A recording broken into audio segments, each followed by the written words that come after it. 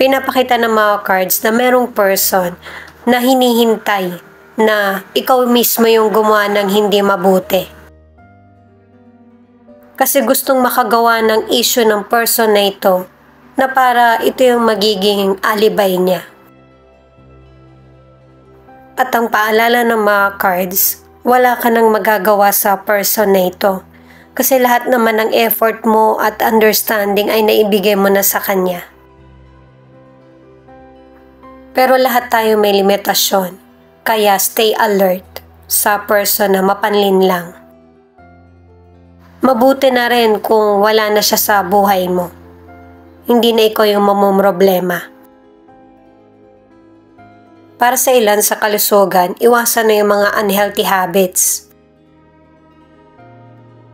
At kung ang ilan sa inyo ay merong illness na hindi ka naman gumagaling, magkaroon ng second opinion. At saka kung ang ilan meron ka ng health issues, huwag mong isipin na minor issue lang ito. Alamin mo agad yung problem sa health mo para masolusyonan